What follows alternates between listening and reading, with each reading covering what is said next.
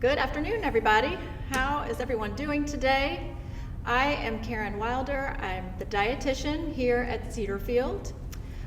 We thank you for joining us today on our live stream for Ask the Dietitian. So whether you're joining us live or whether you're watching this recorded on the My Cedarfield app or website, we're happy that you are tuning in. Today's topic, one of the reasons that I love doing this show, even if we don't have a lot of viewers, hopefully we do, but I love doing it because I tend to learn a lot of things sometimes when I tackle a new topic that I might not know about. It's kind of for my benefit as it is for yours. And today is one of those days. We are going to talk about kind of innovations in the future of meat alternatives. So we'll talk a little bit more about that. So right now, plant-based diets are all buzz. If you have read the January Informer, you may have seen the Dietitian's Digest, where I talked about plant-based diets or plant-forward diets or the flexitarian diet. So this is a kind of a movement that's a big trend right now in food, where people are focusing more on eating less meat or less animal-based products, and focusing more on plant-based products, and that can be for a variety of reasons. We'll talk about that. But anyway, it's a really big buzzword right now in food and nutrition. And so one aspect of that is if you're getting rid of actual animal-based products, well then what can we replace them with in our diet? Whether it's just for your own personal preference in taste, or if you're looking for the nutrition replacements. If you're not eating meat, well then how are you going to get some good sources of protein or B12 or iron, things like that. All right, so again, we aren't necessarily talking about the vegetarian movement or the vegan movement. This is just kind of replacing meat with other products. So, but we will talk a little bit about why someone would seek this out. So one could be that you decide to be a vegetarian. And being a vegetarian has a wide gamut of things that are included in that.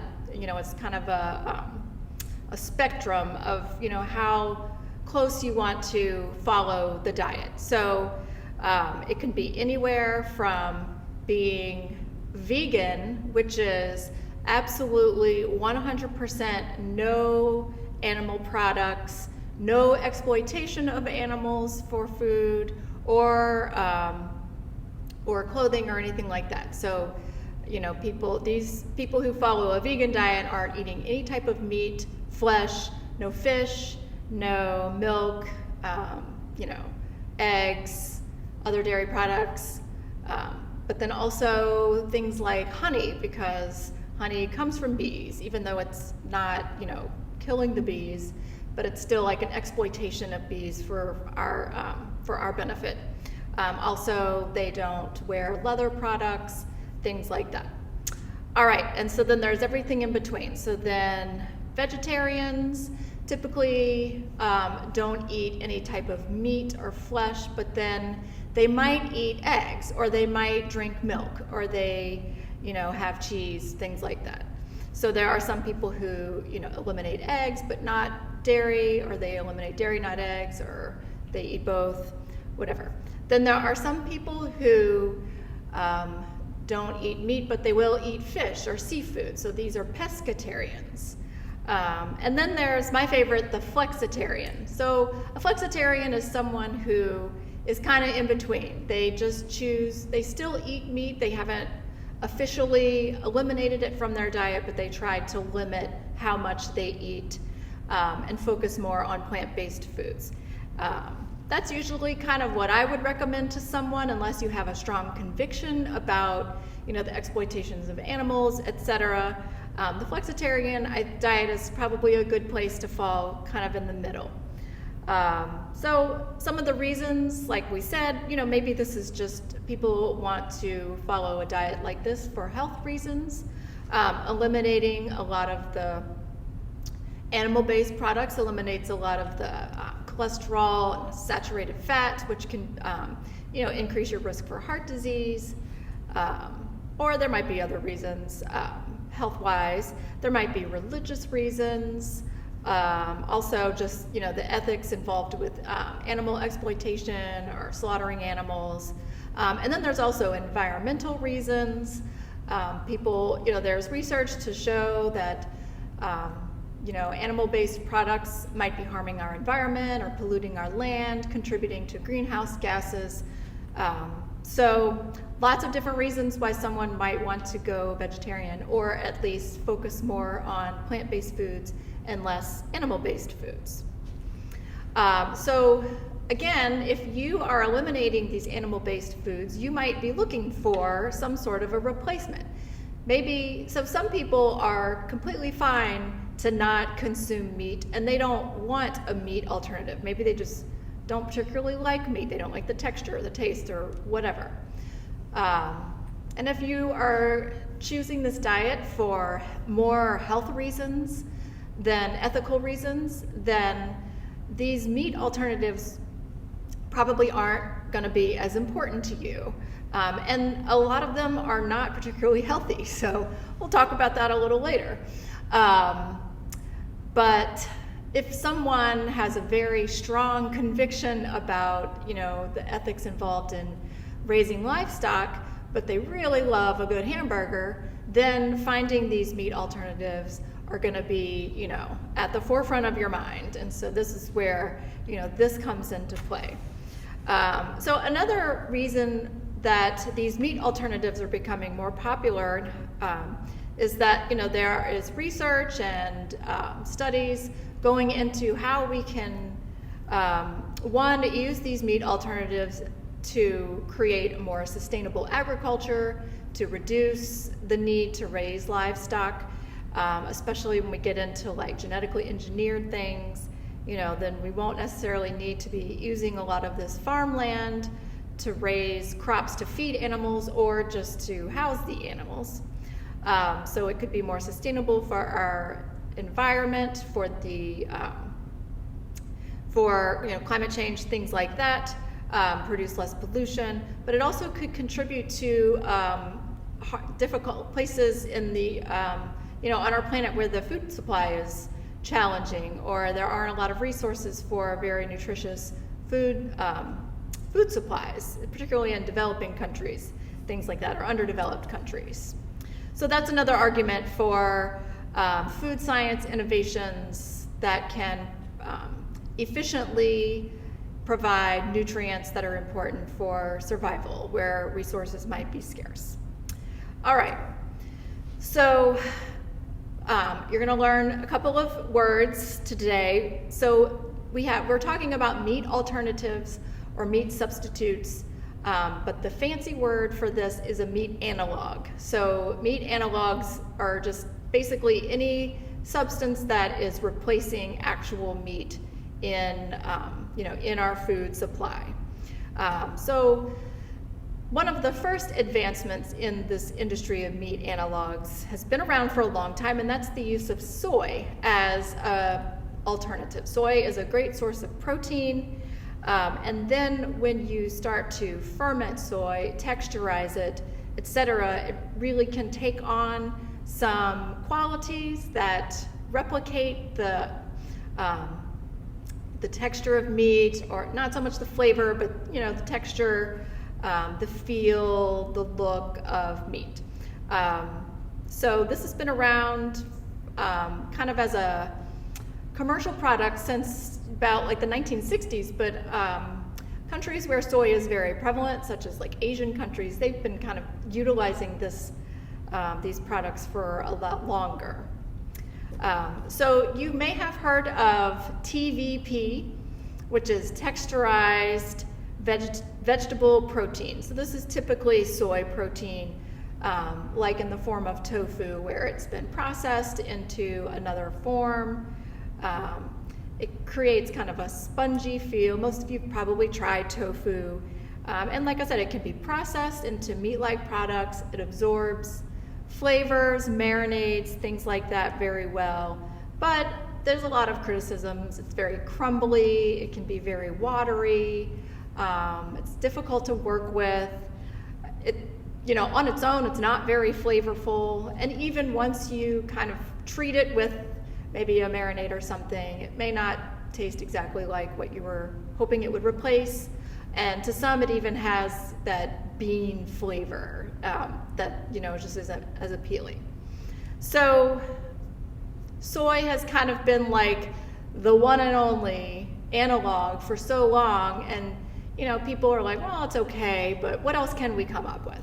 So then that is where science and technology has really kicked into overdrive to come up with some alternatives to just a plain old soy analog, or how we can make soy better for these products. Okay, so the things that are going to be the most important for the advancement of these new food innovations are going to be four tenets. So one is quality.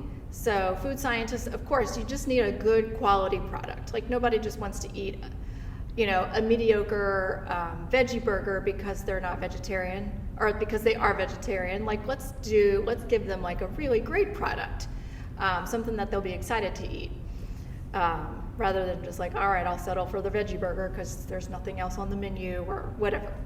So quality obviously is very important. Nutrition, in my regard, is very important. You don't want, maybe you have a really great tasting veggie burger, but it's loaded with a bunch of junk and preservatives and fillers and sodium and all this stuff that's not really good for us. So if you are going to be someone who consumes a lot of these products, then you want to make sure you're getting all of the nutrients that your body needs. And then you also don't want to be causing any negative effects to your body, like with a lot of sodium or unhealthy fats, things like that.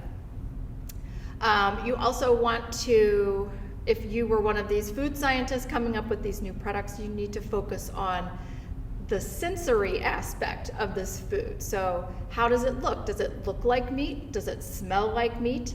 Does it feel like meat when you're chewing it and when it's in your mouth and on your tongue? So all of these different things. Does it have the right color? Does it have like anything weird about it that's going to turn people off? We want to try to make it look as much like meat as possible to make it a good replacement. And then finally, these food scientists are focusing on the functionality of these products. So sure, it might look a lot like meat and it might taste like meat or smell like meat, but can you put it on a grill like you could a hamburger patty? Can you hold it in your hands? Is it going to crumble apart? Can you put it in the refrigerator? Can you put it in the microwave? Can you, do all the things with these analogs that you could normally do with your regular meats? Does it function kind of in the same way? So those are the things that food scientists have to focus on when they're developing their new products. So another huge aspect of these new innovations, this is a word I learned today, is neophobia. And so as that implies, if you know Latin, that is just the phobia or the fear of trying something new or a new food. A toddler is a perfect example of someone who has neophobia. If they're picky eaters, they might be turned off by something like broccoli or something they're not used to. Well, grown-ups can have these same issues, but especially if you're presented with something just completely out of, what we're used to. So if I told you this hamburger was grown in a lab, while it's a hamburger, knowing kind of where it came from, you might be a little hesitant to try it. Another big one is the whole movement of insects as a protein source. So we'll talk about that. All right, so that is kind of one of the big obstacles that food scientists and developers are trying to overcome, is this fear and hesitation of trying some of these new innovations because they're seemingly unnatural to us, and I can't blame someone. When we talk about some of the stuff I have on my paper, you'll probably might feel that way too. All right, so Some of the products that, where we already have some pretty decent alternatives are like your hamburger. So that's one that's been, those alternatives have been around for a long time. We spent a lot of time creating a better burger patty to replace traditional beef or turkey patties. So we've got soy burgers, we've got the Boca burger, veggie burgers, that use black beans or chickpeas, all kinds of stuff. So those are pretty common. Then kind of recently, in the last 10 years or so, two companies have come into, have become very popular for their meat analog, and that is the Beyond Burger or the Impossible Burger. These are two burgers that are kind of competing with each other for their innovations. So the Beyond Burger kind of touts their innovations as more natural. They're trying to be environmentally friendly and sustainable and use more natural ingredients. So for instance, they use beetroot to create kind of a bleeding effect. So, when you bite into your hamburger, it has kind of that red center like you might enjoy in a regular beef burger. And even might even kind of drip out like, a hamburger might do if you like your burgers more on the rare side. So the Impossible Burger, they're really taking advantage of some of the technological advances in science and the genetically engineered products more so into their burgers. So they, instead of using the beetroot like the Beyond Burger uses, they are using this new, well, it's not new, it's something that they engineered in their labs. It's called soy leg hemoglobin. So basically, and this gets pretty sci-fi here. So they are splicing the DNA from soy into yeast, and then they ferment the yeast just like you'd ferment yeast, when you're baking bread or anything like that. And then they can, so that way it just proliferates a lot more rapidly, and then they can just extract that protein, the hemoglobin that comes from soy protein, and then they can put it into their burger. So hemoglobin, as you may know, is something found in animals and humans, and this is the molecule that contains heme, which is the carrier of iron. So if you have low hemoglobin, you might be anemic, but this is also in meat. This is where we get that really great source of iron when you eat meat, like liver and burgers and beef and things like that. But it also accounts for that, that meaty taste and that meaty aroma. And that's kind of one of the main ingredients that really differentiates a meat-based product from, a substitute product. So they want to try to incorporate this hemoglobin into their burger to give it that good flavor, and then also to kind of create that bleeding effect. It's red in color, so it tints the meat red like a normal beef patty. So those have become very popular. So Burger King was testing out the Impossible Burger. They had their Impossible Whopper. I tried it and it was pretty delicious. And yeah, if someone handed it to you and you didn't know it was meat, you would think it was. It was pretty close. I guess if you knew, you might be able to detect some of the differences. Cedarfield, here it uses the Beyond Burger. That's the product we're using here. And I've heard, from various sources, some compliments on, that it's a pretty good burger. I actually had a resident call me or email me the other day saying she really enjoys the burger, even though she's not even a vegetarian, and she thinks it's a good product and was hoping she could buy it and have it, in her home. So I think that's great. I haven't tried the Beyond Burger. I've only tried the Impossible Burger. So the biggest issue with beef and chicken and pork is that they're really struggling so that they've had a lot of successes with the patty, or so what's called unstructured meat. So, anything that's kind of been ground or in a minced form and then reformed, like burger patties, sausages, chicken nuggets, things like that, there's been a lot of success. Easy to replicate that, as a meat analog. What they really struggle with replicating is what's called structured meat, and that's just like a whole cut of meat. So think about like a steak or a chicken breast. And then even bacon, that's another one that they've really struggled to find a good analog for, which is obviously a really popular product. So this is kind of the biggest opportunity for these innovators right now.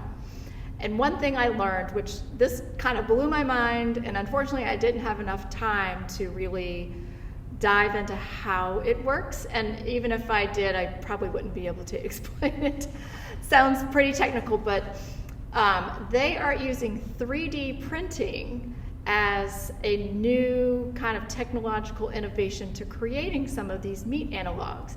And they're really doing a lot of research right now on how they can 3D print a steak or a chicken breast. So basically they can print off, very thin layers that kind of build upon each other to create that, hunk of meat like we're accustomed to, like on, a carving table night at the grill.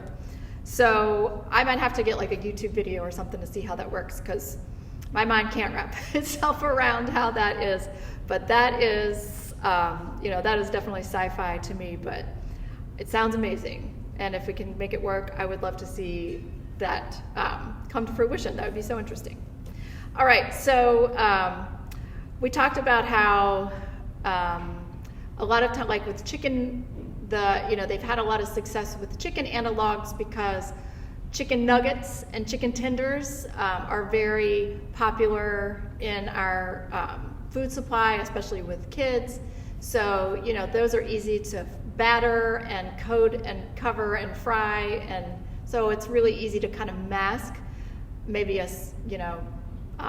inferior product with a lot of, batter and coating and frying it up. So that has been around for a long time, kind of like the Boca burgers. But Beyond Meat has tested a chicken, or I guess, I don't know if it was a chicken breast, but some sort of structured chicken product fried, and I think they tried it out at Kentucky Fried Chicken, and apparently it was successful. I didn't get a chance to try it, but and I don't know that it was marketed everywhere. So that is something, that's kind of on the forefront. I didn't look too much into fish, but I know there are some analogs for fish. I think that is also another big opportunity for this industry, or for these advancements, to create more satisfying analogs for meat, or for fish specifically. And then dairy analogs have been around for a long time, and they have been very successful as well.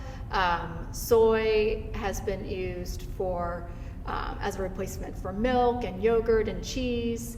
The milk and the yogurt specifically are pretty successful. Cheese, there are some products that are better than others, but that again has been around for a while. I've had a lot of time to develop some good substitutes there.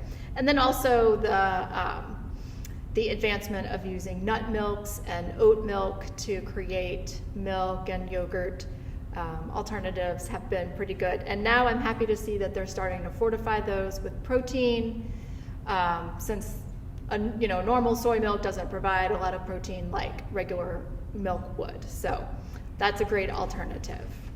And don't need to do a whole lot there. They've been flavoring them, which make them really good. All right. So some more innovations to talk about. So there is, this one came around a few years ago. It's not marketed yet, particularly in the United States. I think it's been marketed in other countries.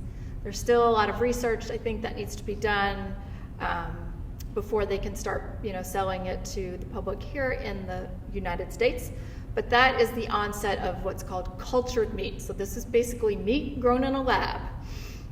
Just like what it sounds like. The fancy term for this is BAM, or a bioartificial muscle. So when you talk about neophobia, I think this is where you're going to get it when you start talking about bioartificial muscles. That does not sound appetizing. So basically what they're doing is they are collecting stem cells from actual living animals, and then they proliferate them in a lab, kind of like in vitro fertilization, but they're doing that, and they're actually creating hunks of muscles from various animals. They can do this.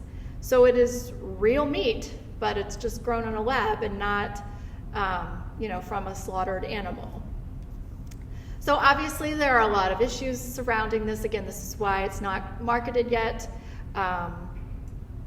And they can do a lot of engineering in the lab.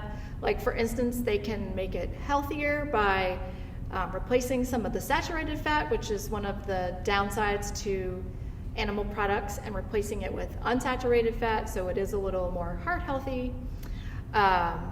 But then there are issues with whether this kind of meat is kosher or halal, because it is actual real meat. So there's a lot of those types of things that need to be kind of worked out before it can be marketed. And then, is it even ethical? Is it even healthy for us, long term?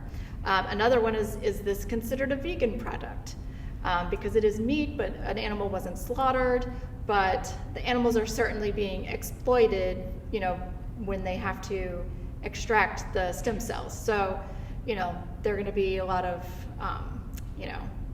gray areas to kind of work out for these types of products. But that is a huge thing right now in the development and innovation. That's a big one right now that they're doing a lot with.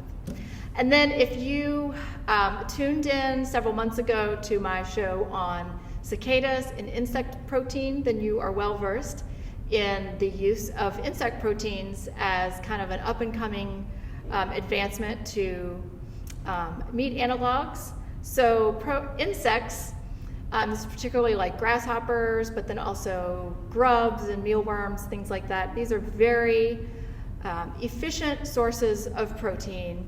They also provide a lot of really good healthy fats and vitamins and minerals. There's obviously a lot of availability of these protein sources. So there's been a lot of research lately in food science to use these in products. They're sustainable, they're better for our environment. So there's a lot of promise here. Again, the neophobia comes into play here. If I told you were eating an insect burger, how would you feel about that? So these are things you gotta keep in mind. So while this seems like a really great idea on paper, are you gonna get people to buy into this type of product? But there are companies out there who are creating, like I said, insect burgers, energy bars, protein powders, potato chips, all kinds of stuff. And then there are even places that are just selling the insects whole, and they roast them, or they saute them, or they fry them, things like that. So that is really up and coming, and that is, it's predicted to be a really big source of growth in America in the next couple of years. Hopefully people will start buying into it. So another big opportunity or advancement is the use of mushrooms and fungus as a good source of protein. So these are, obviously there's high availability for mushrooms and fungus, things like that. They have a good fibrous texture, and they're also very high in fiber. So there are some good health benefits to them. You're getting good vitamins and minerals, but they also work well as a meat alternative because of their texture, some of them. These are also very easy to replicate in a lab. There are companies that are just literally growing large slabs, kind of like genetically engineered slabs of mushrooms rather than growing them on dead tree trunks. And then they can just kind of cut them out into whatever shape they need or form or texture. So those are the things that scientists are doing in labs. There is a company called Quorn, and that's Quorn, that is using mushrooms and fungus very predominantly in their products. They have a very successful chicken nugget product, but then also burger patties and sausages. And then, portobello mushrooms have been used for a long time as a kind of a burger replacement. You can get those in restaurants all over the place. Then there's also other mushrooms that people can forage on their own. One that's really popular is called chicken of the woods. That one's really common. You see it a lot of times, even, I see it when I'm in like Forest Hill Park or, Deep Run Park. It's so big, grows kind of outside out of the tree trunk. It's big, it's yellow, and it's really thick. And people, I've not tried it, but that's one that's really popular with, you can just take it home and saute it or grill it on the, in a pan, just like you would a burger. And that's pretty easy to find. So another innovation is just fermenting proteins to just kind of like you would ferment, vegetables and fruits and things like that. You can ferment, you can extract the proteins specifically and then ferment them. And that can be done in a lab, and that's been known to improve flavor, and also they can work with that to help improve the texture of certain meat analogs. So there is a lot going on in the science of meat analogs right now, and it's all very interesting. I bet there's even crazier stuff that isn't really out there yet. I was trying to find some of those things, but I think we found some pretty interesting stuff as is. So kind of my takeaway, again, going back to what I was saying earlier, if you are looking to eliminate animal-based foods more for health reasons, then some of these things may not be as big of an interest to you. And some of these things might not necessarily be the healthiest choices. I think they'll probably get healthier the more we, work on improving them. But again, you have to make them appealing, and so a lot of times some of the ingredients that they're putting in them to change the texture or improve the texture or taste or things may not be as good for us. There might be a lot of the preservatives or genetically modified foods, things like that. So that could really contribute to your, to high blood pressure, things like that. However, some of these products could be good sources of vegetables. But so you kind of have to weigh the bad with the good. I don't think that these products are bad.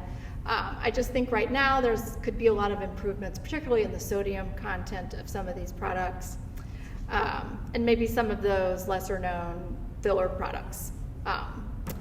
All right, some of them also aren't as good of sources as protein as regular meat or animal-based meat. So that's something to consider. Just because you're enjoying a meat alternative doesn't necessarily mean you're getting a good replacement for the protein you'd get from other products. And then also just normal vitamins and minerals too. You have to kind of really pay attention to make sure you're getting all the nutrients you need if you're going to focus more on these products. Another thing to consider is the allergen content of these foods. A lot of them use wheat gluten as kind of a texturizer or a thickener, and there's also, when you consider soy as a really big allergen, things like that, you want to just make sure if you are allergic to some of the major allergens, to check to make sure that they're not included. Products like these are big on hidden ingredients. You think, okay, I'm eating like this is a soy burger, but what else is in there that has kind of like, made it a different texture or flavor or whatever. There could be a lot of things in these products that you wouldn't naturally think might be in them. And then one other thing to keep in mind is that if you are vegan, a lot of these products aren't necessarily vegan. They're vegetarian, but sometimes they are still using things like egg or milk proteins in them, so that would make them not vegan. But if you are just regular vegetarian, then you could still enjoy those products. And then, of course, there's all of the ethical issues surrounding some of this, the genetic engineering of foods. People have different opinions on these things, whether, people want to eat food that was engineered in a lab, people want to eat food that, where things were spliced together genetically and DNA has been tampered with and genetically modified. So this is an argument that's been going on for a while with the whole movement of genetically modified foods. And then also, we don't really know the long-term effects of some of this genetically modified foods. You know, are our bodies able to adapt to these new kind of proteins and things that we're creating? So, you know, this is all huge sources of research. As this stuff comes out, then we need to kind of focus on, you know, what's the long-term success of these products. So next time you are biting into a hamburger or maybe a chicken nugget, you might want to think twice about whether someone's trying to, you know, pull a fast one on you and they've slipped in one of these crazy 3D printed hamburgers or whatever. So interested to see how some of this stuff plays out. So if you have any questions about some of these products, or you want to learn a little bit more, I would be happy to kind of dive in with you because I thought this was a fascinating topic to research. So please feel free to contact me. And we thank you for tuning in. I think next week is Residents Council, so I'll take a break, and then we'll be back the next week. So I hope to see you then. Bye-bye.